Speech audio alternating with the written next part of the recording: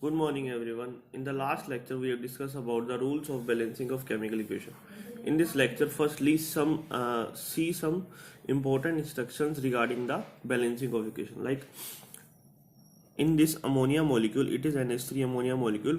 We have one nitrogen atom and three hydrogen atoms are there. Three hydrogen atoms are there, and if I multiply it by 2 here, then definitely what will it become? Now multiply these two by all the atoms. Suppose for n it is become now 2n atoms, and for hydrogen it is 3h, and then multiply it by 2, then it will become the 6 hydrogen atoms here. So we have to multiply all the number of atoms present in between the bracket here. But suppose like this, in this chemical equation N2 plus H2 will become ammonia. Nitrogen and hydrogen मिलके ammonia formation कर रहे हैं यहाँ पे. तो यहाँ पे क्या है, अब अगर इसकी मैं बैलेंसिंग स्टार्ट करूँ तो बेसिकली फर्स्ट अगर हम इसकी टेबल बनाए तो क्या कर सकते हैं, नाइट्रोजन और हाइड्रोजन दो टाइप के एटम्स हैं यहाँ पे, है ना. एलिमेंट जो है वो दो टाइप के हैं हमारे पास यहाँ पे. एलिमेंट जो है वो दो टाइप के हैं, और लेफ्ट हैंड साइड में है और एक right hand side. Left hand side में क्या है, लेफ्ट हैंड साइड में नाइट्रोजन कितने हैं, एक मोलिक्यूल है नाइट्रोजन का, मतलब क्या, दो एटम से मिलके बना है नाइट्रोजन. तो सिंपली ये दो एटम्स हैं नाइट्रोजन के. बट यहाँ पे कितने नाइट्रोजन के, सिर्फ एक एटम. और हाइड्रोजन के एटम की बात करें यहाँ कितने हैं, एच के नीचे दो लगा है, मतलब यहाँ पे कितने एटम है, दो एटम. यहाँ एच के नीचे कितने हैं, तीन है, तो मतलब तीन एटम. तो बेसिकली ना ये बैलेंस है यहाँ पे, ना ये बैलेंस है यहाँ पे. सो दोनों को बैलेंसिंग हमें करनी पड़ेगी. सो रूल्स में हमने क्या पढ़ा था, फर्स्ट स्टेप में बेसिकली हम लोग लिखते हैं, मैंने फर्स्ट और सेकंड स्टेप स्किप कर दिया. फर्स्ट स्टेप में हम लोग लिखते हैं कि इसका accordingly word equation, then chemical equation, and then third form होता है इसका एलिमेंटल इंफॉर्मेशन लिखना.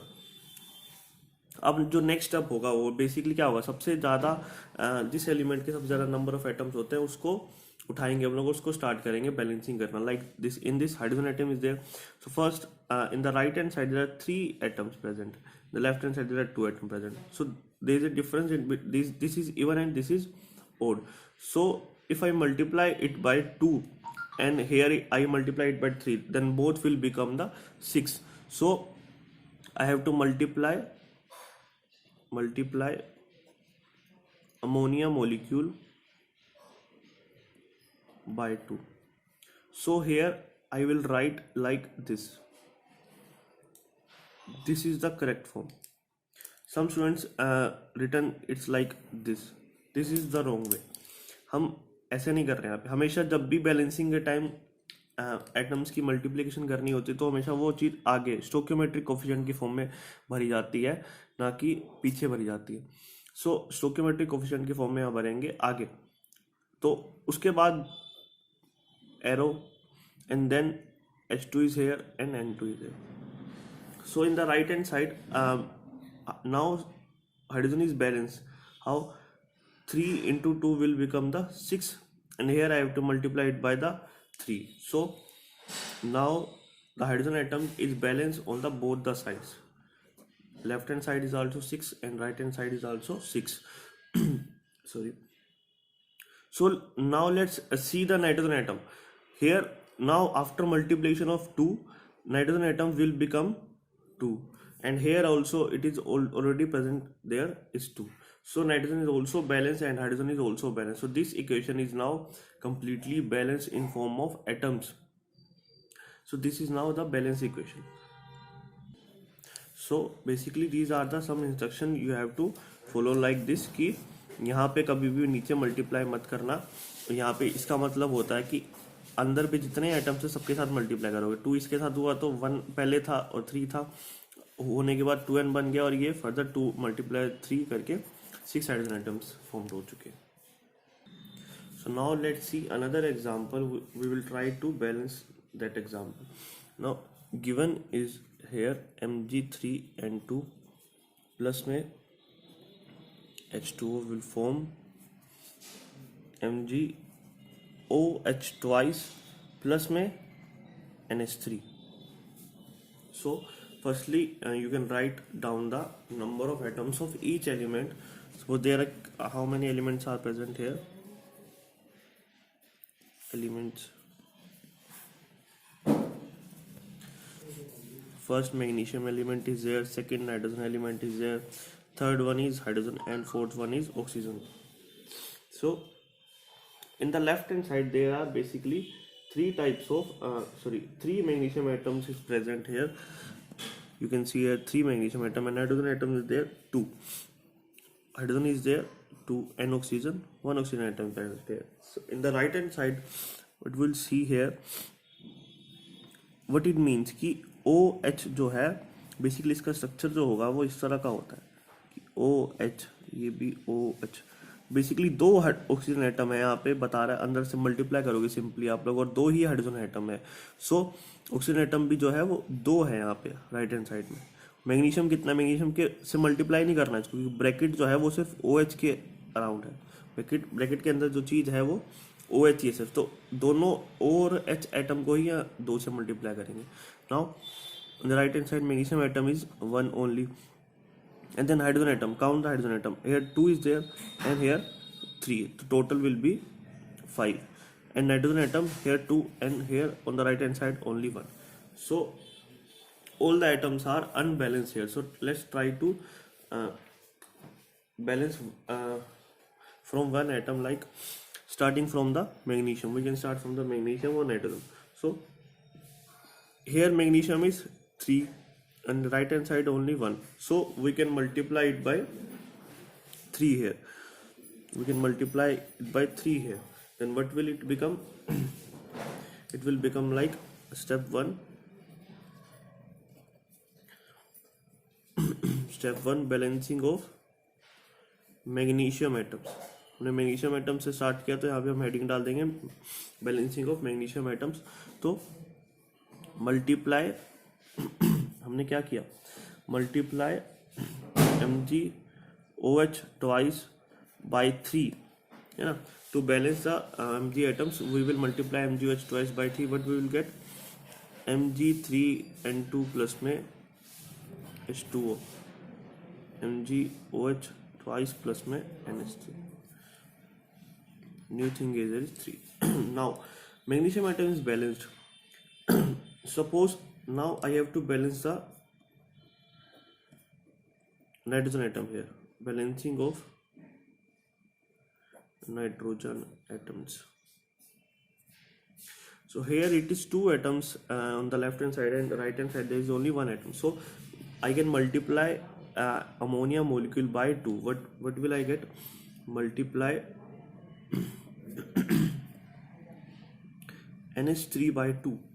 So the new chemical equation will become Mg3N2 plus में H2O will give you 3 is already there, MgOH twice plus में 2. So now let's see again, is there any another atom who is unbalanced? Now Mg is balanced, nitrogen is balanced, so let's see hydrogen atom. Here only two atoms are there, but here there are, in the one MgOH molecule there are one MgOH molecule, there are two hydrogen atoms. So if I use 3 MgOH molecules, then it will become the 3 into 2 will be 6 hydrogen atoms will be there. And oxygen, same for the oxygen, for one MgOH twice molecule there are 2 oxygen atoms. So 3 molecules के लिए क्या बन जाएगा वो 6 oxygen atoms are there. And here also in one ammonia molecule there are 3 hydrogen atom. So if I take 2 ammonia molecule, then we have to multiply by 2 here. So one ammonia molecule will contain 3 hydrogen atoms. So 2 ammonia molecule will contain 3 into 2 6 hydrogen atoms are there. So on the right hand side total 12 hydrogen atoms are there, 6 from this and 6 from this. So basically in the right hand side now there are 12 hydrogen atoms and 6 oxygen atoms. So let's try to balance these hydrogen and oxygen atoms here. So I need here in the left hand side there are 2 hydrogen atoms and 1 oxygen atoms here. So if I multiply by 6 on the left hand side, then definitely I will get, if I multiply by 6, what will I get? 12 hydrogen and 6 oxygen atoms. So to balance the hydrogen and oxygen atoms here, so step number 3, to balance hydrogen and oxygen, balancing of hydrogen and oxygen atoms, I will multiply H2O by 6. तो final equation क्या बन जाएगी हमारी? Mg3N2 plus में H2O will give us MgOH twice plus में NH3. Final equation will be like here 6, here 3 and here 2. This is our finally balanced equation in which all the atoms are balanced. So basically this is a hit and trial method. We have to keep practicing to solve many questions so that we can learn easily. अभी तक हम लोगों ने पढ़ लिया कि कितना कि बैलेंस एक केमिकल इक्वेशन क्या होती है, केमिकल इक्वेशन को बैलेंस करने का क्या फ़ायदा है, why you are balancing a chemical equation. Now let's see some of the information which we can gather from the balance chemical equation and what are the limitation of a balance chemical equation. जो हमें information मिलती है और जो नहीं मिलती वो उसको हम सिंपली कंपेयर करेंगे. सबसे पहली जो चीज़ है वो हमारे पास जो इंफॉर्मेशन मिलती है उसकी बात करते हैं. तो बेसिकली ये स्टोक्योमेट्री की बात करता है. स्टोक्योमेट्री मतलब बेसिकली कितनी चीज़ वहाँ पे कंज्यूम हुई है, कितने मॉलिक्यूल्स है, कितने मासेस है या कितनी वॉल्यूम है, उन चीज़ों की बात करेगा सबसे पहले. तो जितने भी हमने कल भी बात करी थी कि जो भी कोफिशिएंट्स आपके लगते हैं केमिकल इक्वेशन के आगे, मॉलिक्यूल के आगे, उसको बोलते हैं स्टोक्योमेट्रिक कोफिशिएंट. सो सबसे पहले बेसिकली बैलेंस केमिकल इक्वेशन क्या बता सकती है? तो नंबर ऑफ मोल्स की बात कर सकती है, नंबर ऑफ मोल्स, या मॉलिक्यूल्स की बात कर सकती है, या किसकी बात कर सकती है? रिलेटिव मासेस बता सकती है, कितना किसके लिए रिक्वायर्ड है, रिलेटिव मासेस कितना रिक्वायर्ड है, कितना रिएक्ट करेगा, how much mass is required for some reactant to be reacts completely. Relative mass की बात करेगी. Third one is relative volume for the case of gaseous relative volume for case of gaseous mixture. If gases are reacting, that it will talk about the volume of that gas. Now there are some mass volume relation also. mass volume relation की बात करेगा कुछ. So these things can be talked about a chemical equation from the balanced chemical equation here. So let's see one example which can be easily. Let's see one example. Now suppose N2 plus में H2 will gives you NH3. After balancing the chemical reaction, you will get like in this 2 here and 3 here. This is the balanced chemical equation.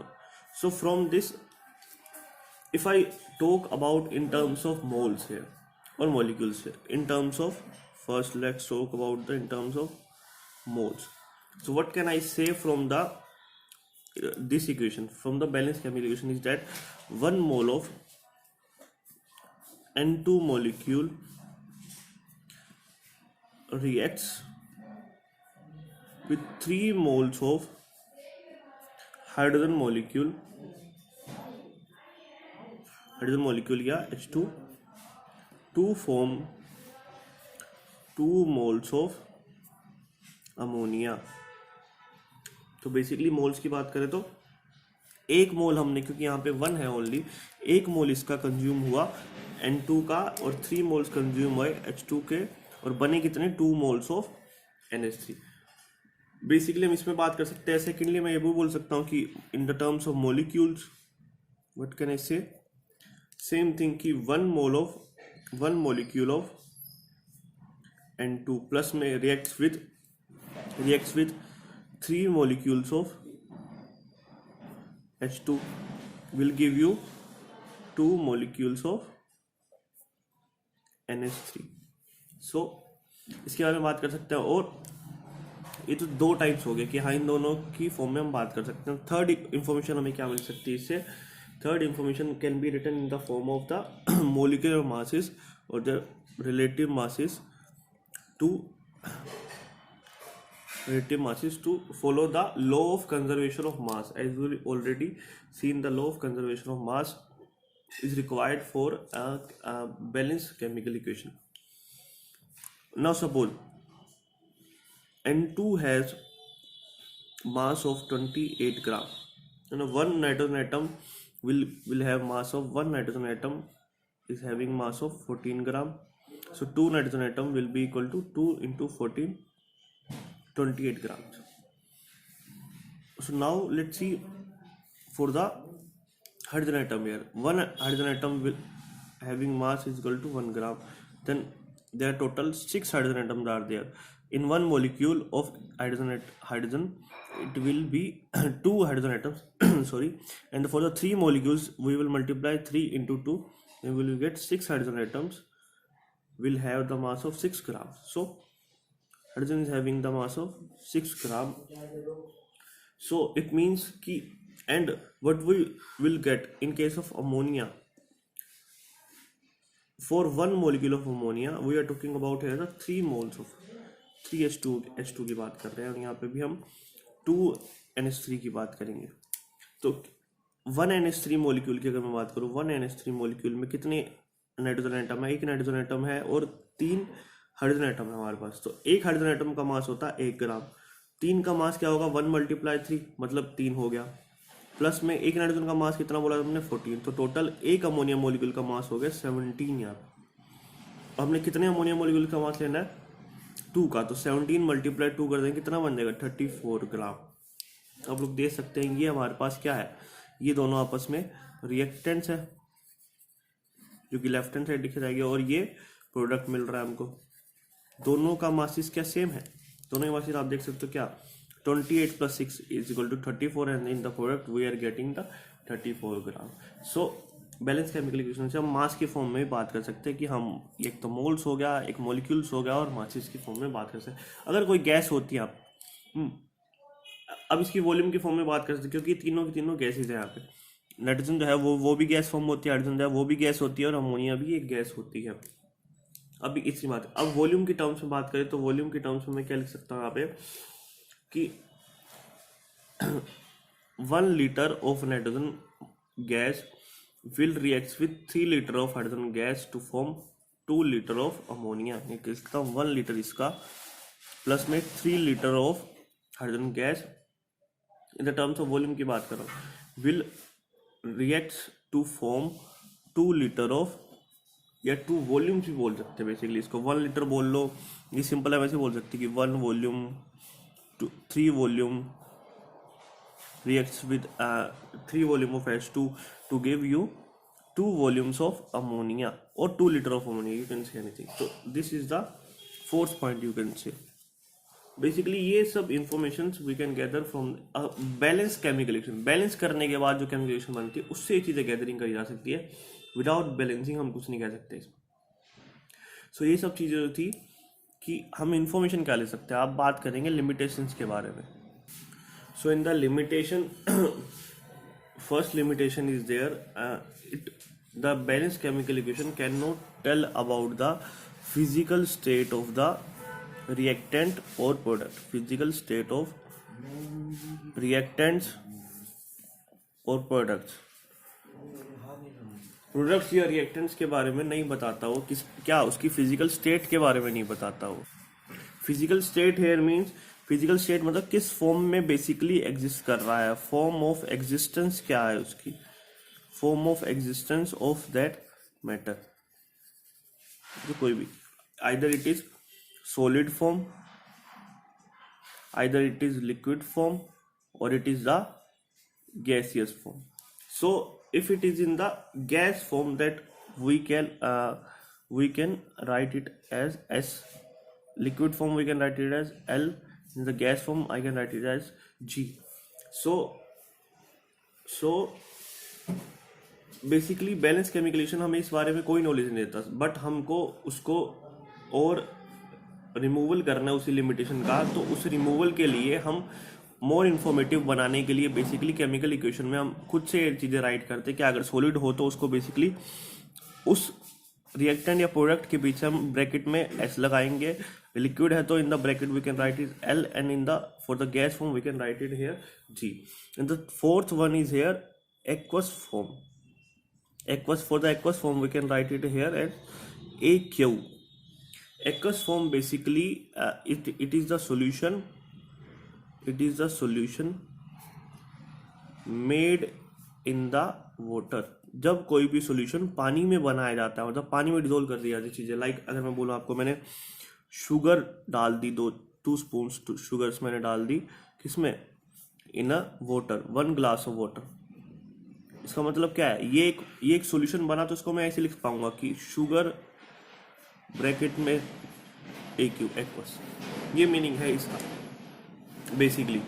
सो अब अगर मैं आपसे बात करूं, ये तो first thing थी हमारे पास कि फिजिकल स्टेट्स की टर्म्स नहीं बताता। मान लो इसी का एग्जांपल लेके बात करें हम लोग, let's talk about the example है। Suppose if I react zinc metal with the H2SO4,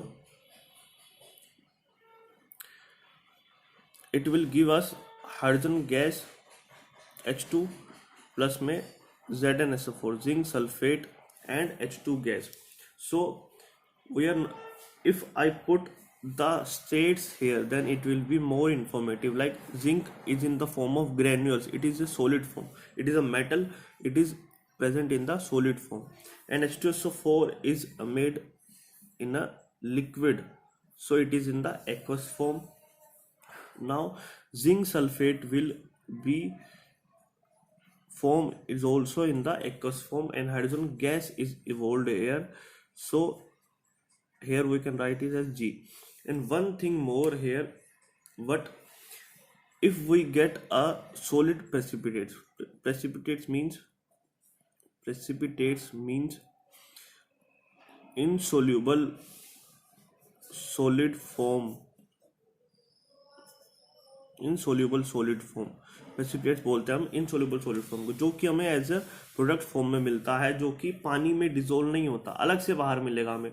तो उस केस में हम लगाएंगे या तो डाउन एरो, हम डाउन एरो उसके लिए यूज कर सकते हैं सिंपली, या नीचे PPT लिख सकते हैं, हम कुछ भी यूज कर सकते हैं, या I can write it here as PPT precipitates. और अगर गैस के लिए हम एक और चीज अप्लाई कर सकते हैं, गैस फॉर्म के लिए हम लोग अपवर्ड एरो शो करते हैं। अपवर्ड एरो का मतलब गैस की इवोल्यूशन हो रही है, यहाँ पे गैस इवोल्व हो रही है, evolution of gas is there. So I can write is either G या सिंपली अपवर्ड डायरेक्शन का एरो हम लोग यूज कर सकते हैं यहाँ पे। सो बेसिकली ये दोनों चीजें भी आप लोगों को याद रखनी है। अब अगर मैं बात करूं लाइक गैसेस फॉर्म की, चलो बात करते हैं प्रेसिपिटेट्स की। अगर मैं बोलूं कि AgNO3 में मैंने NaCl ऐड किया, NaCl, then it will become like AgCl plus में NaNO3, AgCl प्लस में NaNO3। AgNO3 जो मैंने लिया उसका भी एक सॉल्यूशन था स्टार्टिंग में, इसका भी एक सॉल्यूशन था, एंड जो फॉर्म हुआ एक्चुअली में वो था सॉलिड फॉर्म में यहाँ पे, और ये भी एक्वस फॉर्म में बनता है, सॉलिड फॉर्म में है, जो कि इनसोल्यूबल होने वाला है, एक्वस सॉल्यूशन में नहीं मिलेगा हमें। तो हम यहाँ पे एक डाउनवर्ड एरो भी साथ में लगा सकते हैं। इसका मतलब क्या है, ये एक PPT फॉर्मेशन हो रही है हमारे पास। So PPT formation always leads to an chemical reaction. PPT formation हो रही है बेसिकली यहाँ पे हमारे पास, ठीक है। अब अगर मैं बात करूँ आपसे, तो ये चीज़ों को यूज करके हम बेसिकली 5 थिंग्स हम यहाँ पे यूज कर सकते हैं। तो सॉलिड, यहाँ पे सॉलिड के लिए S, लिक्विड के लिए L, गैसेस के लिए G।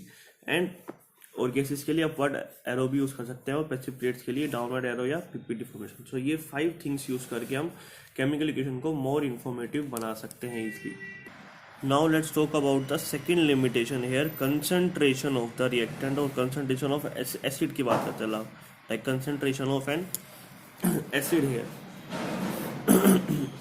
सो बेसिकली जो है ये बैलेंस केमिकल इक्वेशन हमें कंसंट्रेशन नहीं बताता किसी एसिड की। लाइक अगर मैं बोलूँ आप लोगों को कि मैंने आयरन डाल दिया या जिंक फॉर्म डाल दी मेटल की विद द H2SO4 के साथ डाल दी या HCl एसिड के साथ डाल दी, तो मुझे पता है both are acids, this is H2SO4 sulphuric acid and this is hydrochloric acid HCl जिसे हम बोलते हैं। अब दोनों है, अब हम ये नहीं पता कि ये डाइल्यूट है या कंसनट्रेटेड है। दो चीज़ें होती हैं हमारे पास, एक होती है डाइल्यूट, दूसरी होती है कंसनट्रेटेड। सो बेसिकली सबसे पहले ये जान लेते हैं कि कंसंट्रेशन क्या होती है। कंसंट्रेशन मतलब डिफाइन करते हैं कि कितना थिंग पड़ी है हमारे पास, कितना अमाउंट ऑफ सोल्यूट हमने लिया हुआ है कंपेरेटिवली सोलवेंट के। अगर मैं बोलूँ कि मेरे पास सिर्फ पानी है, यहाँ पे सिर्फ प्योर वाटर अगर मैंने ले लिया प्योर वाटर, तो वो सोलवेंट की तरह काम करेगा। सोलवेंट मतलब जो कि एक्सेस क्वांटिटी में प्रेजेंट होता है हमारे पास। आप लोगों ने 9th क्लास में चीज़ पढ़ी होगी, what is solute and what is solvent. Basically solvent is a part of solution. Like हमने जो एग्जांपल लिया अभी कि मैंने 2 स्पून्स मैंने शुगर लिया था and 1 cup of water. in that case water is an excess quantity, then it is acts like a solvent, and the thing other than the solvent in the solution is known as solute, or the thing which is less in amount, like 2 spoons of मैंने sugar लिया था, it is less in amount, so it can act as the solute here, and the solvent portion is the 1 liter of water. So it is an excess quantity, so it will act as the solvent, and 2 spoons of sugar will act as the solute, so they will form a solution here. So basically जितना amount of solute होगा यहाँ पे वो बता रहा है concentration कितनी है। अगर मैं बोलूँ कि मैंने 2 स्पून डाले थे शुगर, अगर मैंने बाद में 6 स्पून शुगर डाल दिए 6 स्पून शुगर डाल दिए और वाटर मैंने सेम ही रखा, 1 लीटर ही रखा, तब भी ये एक्ट करेगा, ये सोल्यूट की तरह एक्ट करने वाला है और ये सोलवेंट की तरह एक्ट करेगा। मगर अब जो सोल्यूशन बनेगा, इसको मैंने नाम दिया solution number 2, it is not solution number 1। अब जो सोल्यूशन बनेगा उसमें क्या है, कंपेरेटिवली बात करें कि सोलवेंट की कंसंट्रेशन तो मैंने सेम ले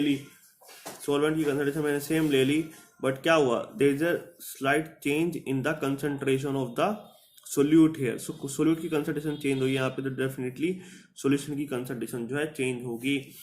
ये भी मीठा है, हमें पता है कि शुगर डाला मैंने पानी में तो वो भी मीठा है, ये भी मीठा है, बट फर्क कहाँ आता है, फर्क आ रहा है कि ये ज़्यादा मीठा बनेगा डेफिनेटली, क्योंकि हमने इसमें चीनी ज़्यादा डाली है।